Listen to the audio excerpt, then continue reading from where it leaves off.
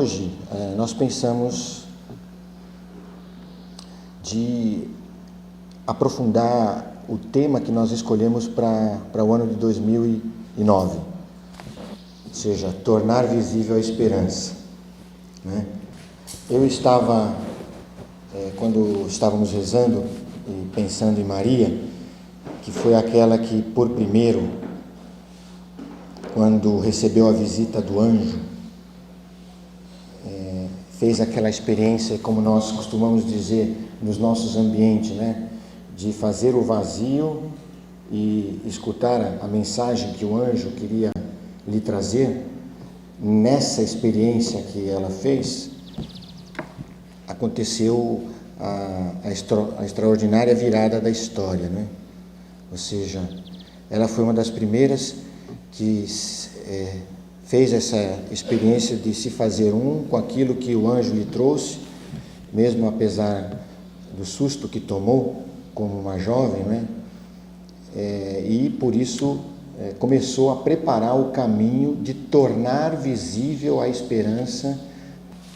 E nós, em todos os lugares onde nós estamos, não só no Grupo Esperança Viva, nas fazendas, como também em qualquer lugar onde a gente vai, se estamos assim, fazendo essa experiência todos os dias, desse costume que a gente foi adquirindo, de com cada pessoa que a gente encontra, nós esvaziamos nosso coração e, como se fosse um anjo, escutamos o que ela tem para dizer, né?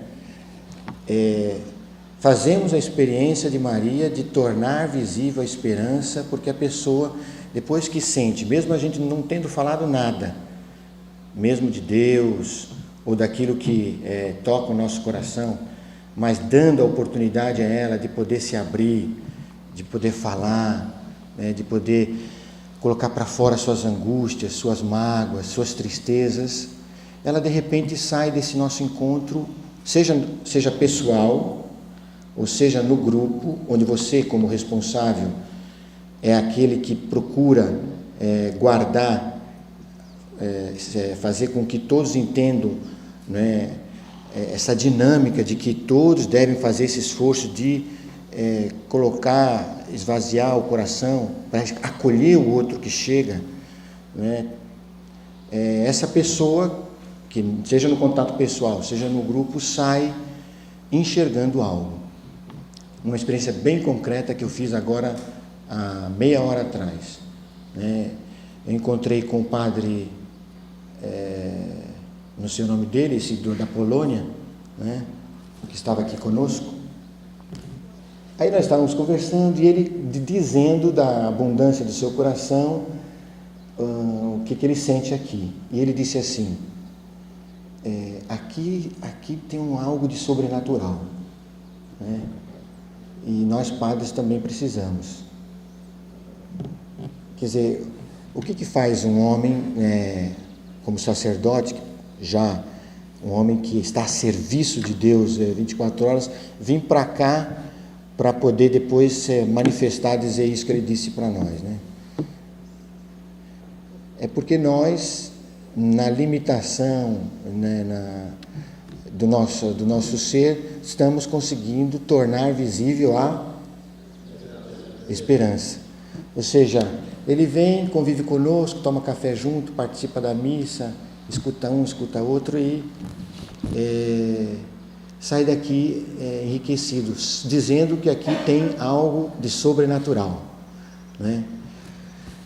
Quem dera lá no seu grupo, né, Luciano, já deve estar acontecendo isso, espero, lá em Guarulhos, que as pessoas cheguem lá desesperadas, sem saber mais o que fazer, seja uma mãe ou um menino acompanhado por sua mãe, não encontra uma resposta imediata, porque talvez ela pense que chegando lá vai já internar o seu filho, mas pelo fato de que passa essas 2 horas num clima onde todos os que estão lá entenderam essa vida, colocam o coração numa situação de vazio, não é? Vocês acolhem, escutam, recebem, e ela sai de lá tendo encontrado alguma coisa. Por que esperar o tempo em que ele poderia chegar até a fazenda, que pode ser que isso não aconteça, para poder tornar visível a esperança para essa mãe e para esse filho. Por quê? Não poderia, né, estou dando exemplo aqui de Guarulhos, né, mas pode ser lá também na Pompeia, né, ou lá no Jardim Selma, não poderia esse menino ou essa mãe encontrar de imediato, como no momento que eu penso que esse encontro que houve entre Gabriel e Maria, talvez tenha durado, se a gente faz a leitura lá, não mais do que 15 minutos, meia hora, não é? Em meia hora aconteceu a virada de toda a história da humanidade, em meia hora. Por que tem que esperar chegar na fazenda e fazer todos os exames e depois vir passar um ano, tudo, para que uma pessoa tenha a chance de encontrar a esperança e enxergar a esperança? Precisaria esperar para poder encontrar a esperança, se recuperar tudo? Não poderia isso acontecer em meia hora? Não poderia acontecer isso em 2 horas de encontro? E por que não acontece? E por que às vezes chega ao ponto de passar por todos esse tempo, esse estágio, depois um ano, tudo, e ainda mesmo assim alguns não encontram? É lógico que para isso acontecer, a pessoa que vem à nossa procura precisa estar com o coração aberto também para poder enxergar e acolher, né, como aconteceu com Maria. Mas se nós fazemos a nossa parte e compreendemos que, em primeiro lugar, nós somos chamados, né, a sermos essa Maria que torna visível ao mundo, né, todas as pessoas que se encontrarem conosco, mesmo que seja em pouco tempo, podem encontrar a esperança, né? Mas hoje, eu gostaria assim, passar para vocês qual é a origem de tornar visível a esperança, ou seja, de onde tudo nasceu. Hoje de manhã, quando eu acordei e pensei, Deus, o que você gostaria que a gente, nessa transmissão do tema do ano, tornar visível a esperança, pudéssemos falar, né? E veio espontâneo no meu coração, e o coração só pode falar daquilo que ele está cheio, não é? Então, desde quando o Frei chegou aqui na paróquia, o que ele fez? Trouxe dentro do seu coração essa riqueza, esse tesouro que ele tinha descoberto, e procurou não falar de quem lhe deu esse tesouro, mas da experiência que ele procurava fazer de viver esse tesouro que ele tinha encontrado, né?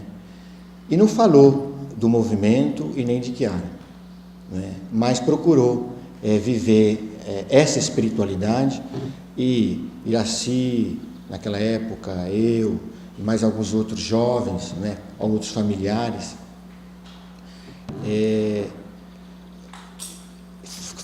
nos sentimos atraídos, né, por essa experiência, e logo em pouco tempo nós queremos descobrir quem que era essa fonte, esse tesouro que o Frei tinha encontrado, e fomos atrás, né? E a minha sede era tanta de querer encontrar essa vida, como muitos de vocês conhecem na minha história, porque também eu queria viver essa experiência que eu tinha descoberto naquilo que eu escutava nesses encontros, né, com meu pai, com mamãe, com meu irmão. Voltava para casa e começava a amar, às vezes amava errado, né, depois recomeçava de novo, né. E eu via que a coisa começava a dar certo, me encontrava com o papai, com mamãe, com meu irmão, com a Arninha, minha irmã, e aos poucos esse fogo começou a pegar dentro de casa também. Nossos temperamentos entre eu, o pai, a mãe, começaram a melhorar, e o diálogo, a televisão que era o sonho da minha mãe, passou a ser desligada, e a gente começou a conversar mais. Enfim, a revolução desse amor, esse Jesus começou a se tornar mais visível entre nós, e eu não perdia uma oportunidade de participar de um encontro. Aí, logo em seguida, eu tive a chance de descobrir que existia um ramo do movimento que era destinado aos jovens, porque eu estava com 18 anos de idade. aí encontrei o Movimento GEM. Não existia o Movimento GEM aqui em Guaratinguetá. Com sede no pote, soube que o próximo grupo que se reunia todas as semanas era em São José dos Campos. Então fui lá na sua cidade, Bita, e todo fim de semana eu estava em São José dos Campos encontrando com aqueles que passaram a ser seus amigos também, Donizete, Acácio, e estava lá fielmente todos. Era muita sede, como até hoje, era muita sede. Eu entendi, já naquele período, aquela frase do Evangelho que a gente cantava na canção, né? Quem tiver sede, venha a mim e beba. Né? E do interior daquele que crê em mim, vão jorrar rios de água viva que nunca mais vai ter fim. Né? E hoje eu compreendo que todos aqueles que, tendo descoberto essa luz, né, essa esperança, foram buscar a fonte, né, passaram a se tornar também eles mesmos fonte de água que não parou de jorrar até hoje. Né? Porque Chiara mesmo, uma vez na luz que ela recebeu, conseguiu compreender nesta frase que aquele que ama torna-se uma fonte para os outros que não tem mais fim. Você sempre tem uma água límpida para dar para os outros. Né? E fatalmente os outros vão querer saber, se você é fiel a essa fonte, né, de onde você está pegando essa água. Entendeu?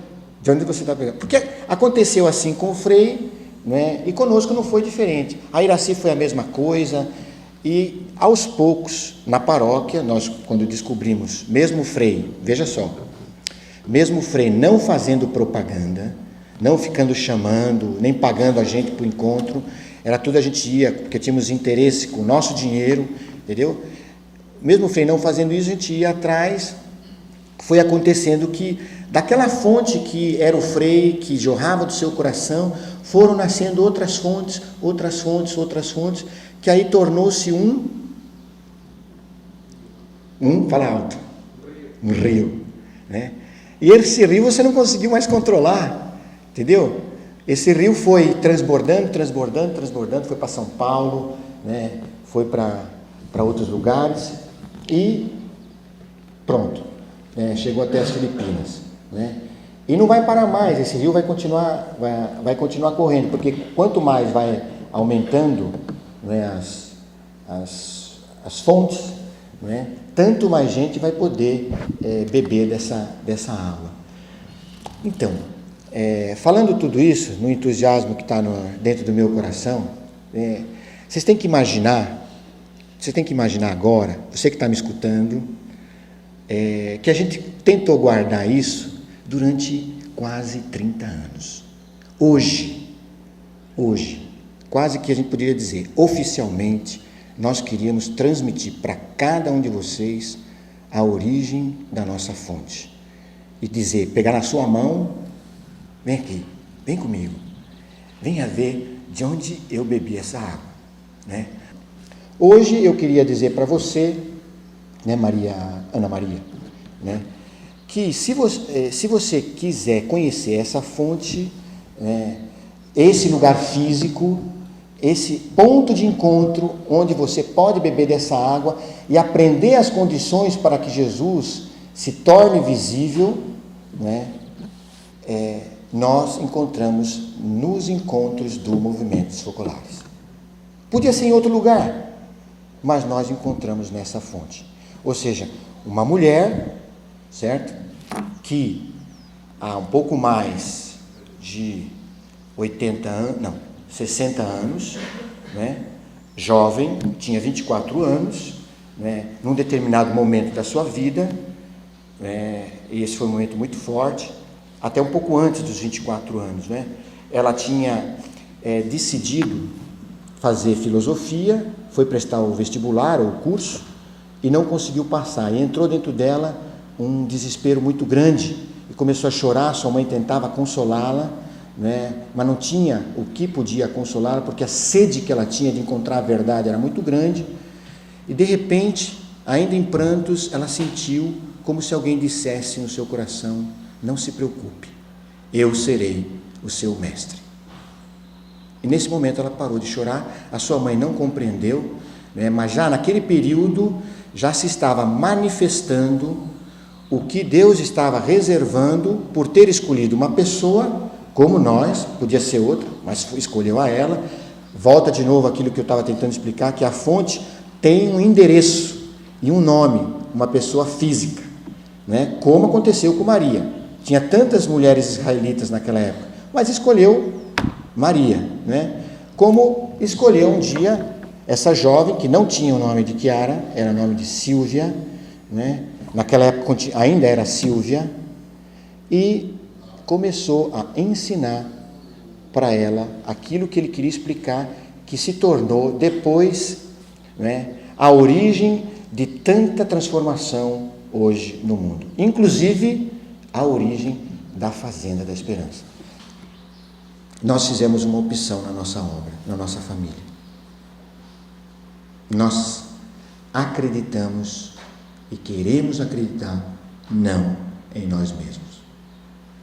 Desde o princípio, nós temos uma fonte. Essa fonte se chama a presença de Jesus no meio entre nós, né? Vocês agora aqui, e aqueles que num clima muito oportuno, bastante presença de Jesus no meio, vocês podem demonstrar este DVD, né? Então, para vocês, né, e para o Alex, nós estamos revelando o endereço, o nome de onde nós aprendemos a tornar visível a esperança, de onde nós aprendemos a fazer com que Jesus, que está presente em todos os lugares, mas não está visível, porque as condições para que ele se torne visível precisam acontecer.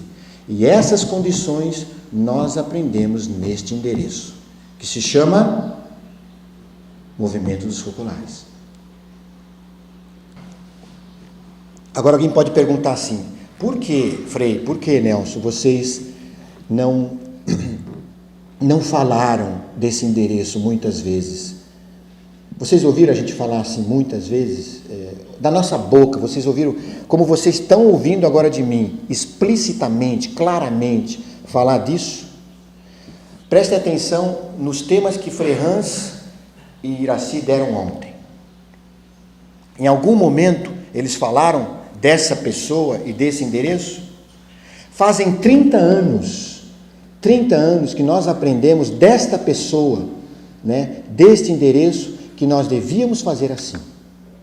Ou seja, que Chiara mesmo um dia nos ensinou, nos explicou que vocês devem traduzir o Evangelho com a vossa vida, né? E não falem do movimento, falem das experiências que vocês estão fazendo, desta fonte que vocês beberam aqui.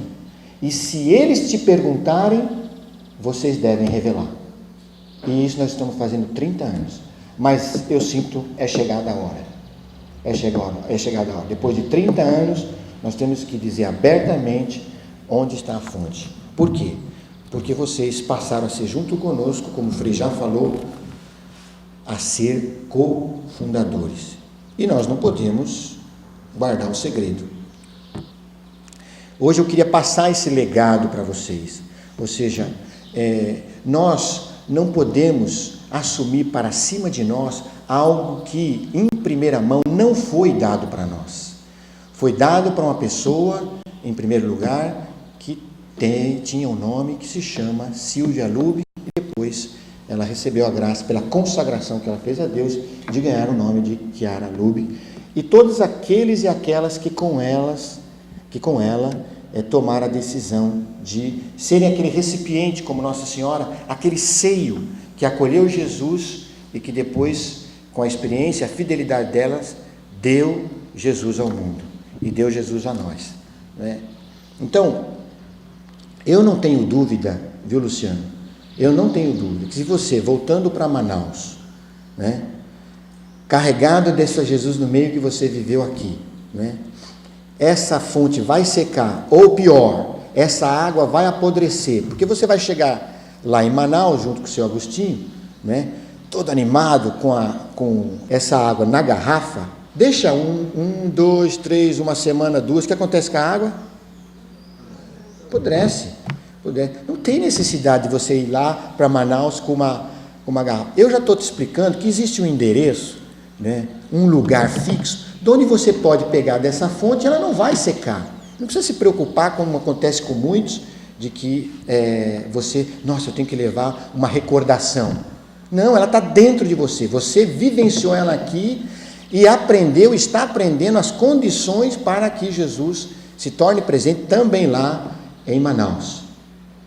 Agora, como que isso acontece concretamente? Todos os anos, na programação do movimento dos focolares, existem encontros muito fixos, claros. Um deles, como é que se chama? Os mais velhos aqui podem dizer? Mariápolis. Foi o primeiro encontro que eu fui participar. Encontro assim, aberto a todos, né? E todos os anos se realiza normalmente no mês de julho. Você está com sede, Maria dos Aflitos? Você está aflita de sede? Pois é, eu quero te pegar na tua mão e levar para essa fonte, que graças a Deus não tem um endereço só aqui em Guaratinguetá, mas tem lá, por exemplo, em Natal. Não sei, esse ano não sei onde vai ser a Mariápolis, no extremo nordeste. Fortaleza. Então, né, é tão bonito isso que nem vai precisar eu ir lá pegar na tua mão para você te levar lá para Mariápolis de Fortaleza. Porque se você está aflita de sede, você vai se programar na sua agenda, né, e vai marcar. Mês de julho, o que eu tenho? Mariápolis. Porque precisou 30 anos para eu te dizer isso. Não é coisa séria? E aqui está a maravilha do que aconteceu com a Fazenda da Esperança e a Família da Esperança. Presta atenção. Todos nós, quando começamos essa experiência,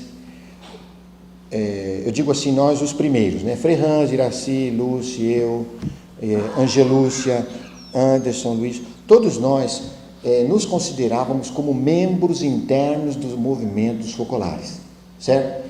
Mas isso não dizia para os meninos. Veja só, quando a gente estava na primeira casa alugada na cidade, com o Antônio, o Beto, né? Cadê o Beto? O Beto, né? De repente, não sei se você prestou atenção, Beto, né? De repente eu saía e ia para o encontro. E a casa ficava na mão de quem? Isso. E a casa ficava na mão de quem? E quando eu voltava, estava de que jeito?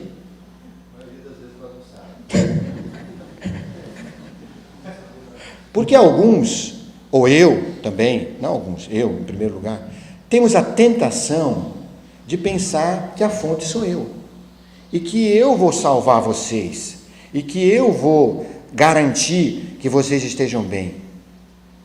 Tentação.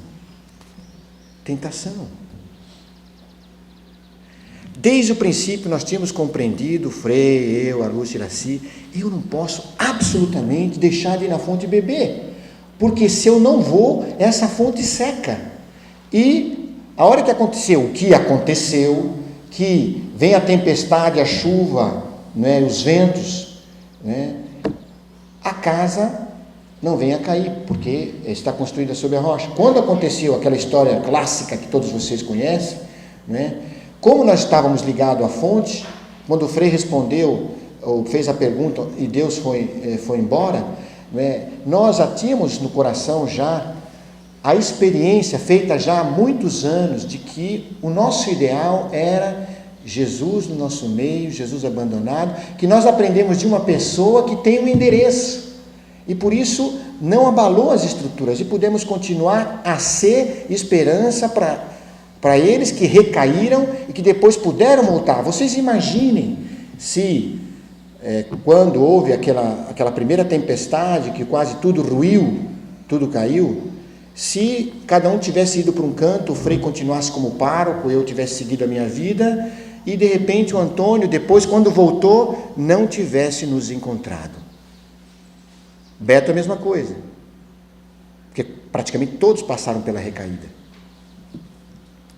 Todos.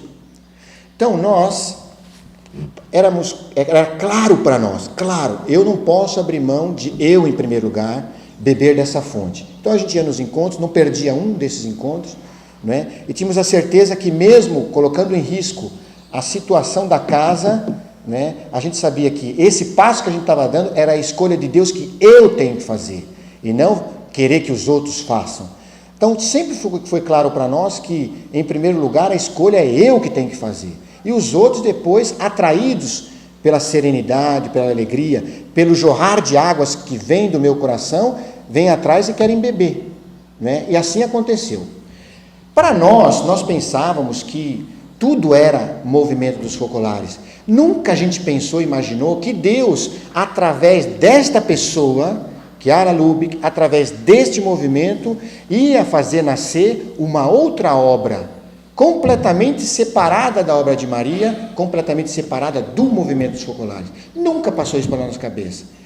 Mas foi a fidelidade a esse carisma, movimentos focolares, foi a fidelidade que a gente aprendeu nesse carisma, a escutar aquela voz do carisma que estava dentro do Frei, que é o carisma de São Francisco, do leproso que a gente via, do Jesus que a gente via em cada jovem que a gente acolhia, que fez a gente, depois de quase 17 anos, entender uma outra coisa. Se tratava de uma outra obra, se tratava de uma outra família, se tratava de também um outro carisma. E para nós, vocês têm que compreender o que passou na nossa cabeça. O que passou na nossa cabeça? Para nós foi um choque isso. Porque todos nós, eu digo agora eu como pessoa, eu me sinto filho, quase igual a minha mãe, de sangue, de carne, de Chiara Lubick. Para mim foi um momento de quase uma crise, aceitar de que eu tinha que assumir, na minha limitação, como um filho que bebeu desta mãe, do leite desta mãe, que eu devia construir uma outra família. Foi duro.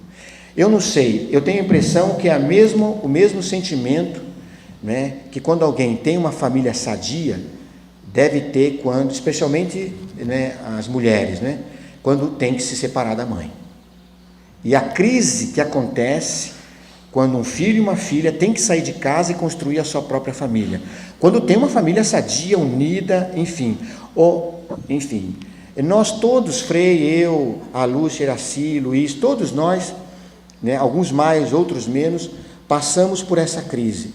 E eu, dentro de mim, devo dizer para vocês, foi duro de admitir, aceitar. Espera, aqui se trata de uma outra família autônoma, que deve se colocar de pé, independente desta obra que se chama Movimento dos Focolares? Sim. E foi Chiara mesmo, essa nossa mãe, que ajudou a nós entendermos isso. Porque em determinado momento da nossa vida, da nossa obra, né, nós desejávamos que fôssemos filhos diretos do Movimento dos Focolares, né? E teve um momento muito claro, inclusive teve a visita dos primeiros aqui, nesse salão, né, em que eles fizeram nos entender, vocês se tratam de um carisma inspirado no Movimento dos Focolares, depois nós confirmamos, e também do movimento franciscano. E por isso, assumam esse chamado que Deus fez a cada um de vocês, né? E aí nasceu o quê? Mais alto? A família da esperança. E agora, que já vamos completar 10 anos de criação oficial dessa realidade, que já nasceu muito tempo antes, mas nós não enxergávamos, entendeu? Não estava claro para nós. E agora que já está completando seus 10 anos, e estamos agora para mandar os estatutos para que Deus, na pessoa do chefe da igreja, o Papa, né, os bispos, possam aprovar como uma realidade a nível mundial, né, nós temos que entender a nossa origem. Por isso, cabe muito bem que o tema de hoje a gente entenda, né, que tornar visível a esperança, né, fazer com que Jesus, que já está visível, já está presente nos grupos, mas muitas vezes não está visível, então cabe hoje a compreensão, entendeu? Cabe hoje o fato de que eu estou dizendo para você, né, busque direto na fonte. Busque direto na fonte. Ou seja, deveria acontecer, ninguém vai obrigar, certo? Mas não se pode entender alguém que é filho desta família que não queira beber desta fonte, né? Desta fonte que se chama movimentos focolares, né? Aí, com o tempo, nós fomos entendendo que não se trata de participar como membro interno do movimento focolar, se trata de querer beber da fonte, né? E ninguém pode te impedir de ir participar de uma Mariápolis, né? E elas acontecem, graças a Deus, no mundo inteiro. E aqui está a grandeza do que Deus está criando neste mundo, né? Deus fez suscitar este carisma novo na igreja, que está a serviço da humanidade, que se chama Movimento dos Focolares, e através desse carisma, tantos outros carismas, que é também a Fazenda da Esperança, né? Se eu estou conseguindo passar isso para vocês, e aqui não é só para os responsáveis do Grupo de Esperança Viva, é uma graça, que estão aqui também vários responsáveis de Fazenda, né? De novo uma conversão para mim, né? Uma conversão para vocês também, para todos os que estão aqui como responsáveis, né? Que a gente volte às nossas origens, né? E faça um passo de conversão e acreditemos que nós não vamos fazer nada se nós não estamos unidos ao tronco, né? Como diz naquela passagem de São João, né, Padre César, me ajuda, né? O ramo que não estiver unido ao tronco murcha e seca, né?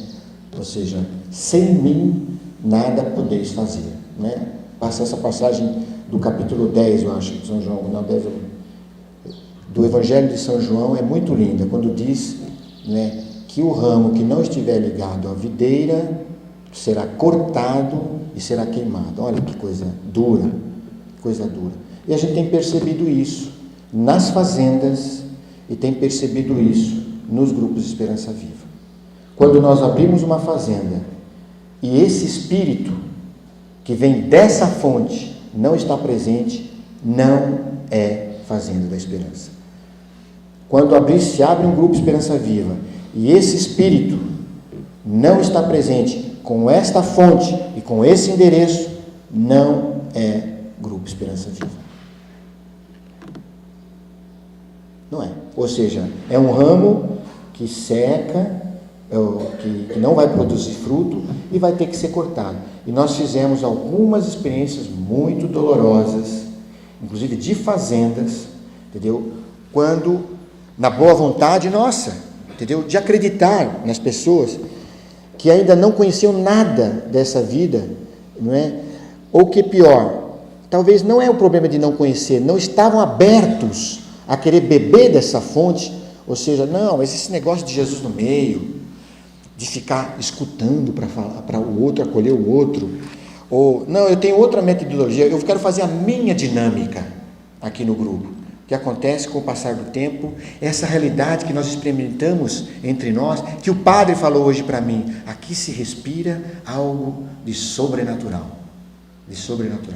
essa realidade não vai acontecer, e o grupo vai secar, né?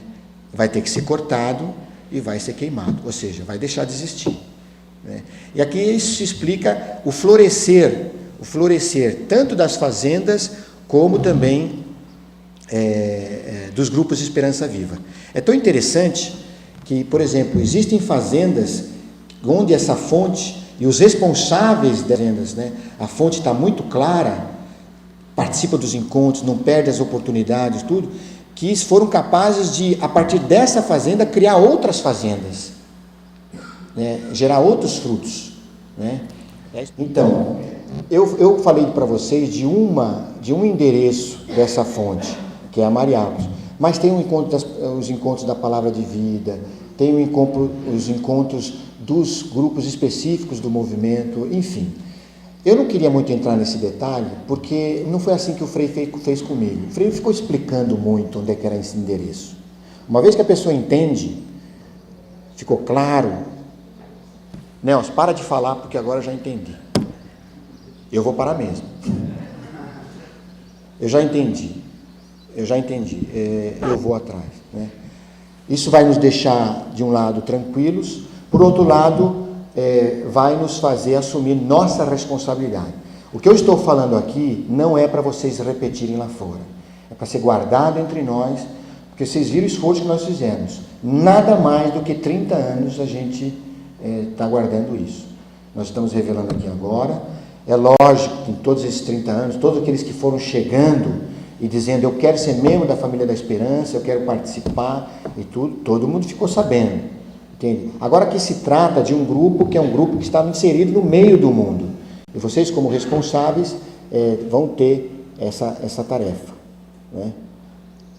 De compreender isso e viver em primeiro lugar, e se as pessoas quiserem aprofundar, ir para frente, tudo, aí vocês devem revelar, mas não chegar e dizer isso abertamente no grupo Esperança Viva. Não é para chegar no grupo lá e dizer, olha, né, aquelas pessoas que vão se chegando, que conseguem, que querem construir a presença de Jesus no meio de vocês, que querem mais a fundo, esse seria bom vocês convidarem. Tá bom?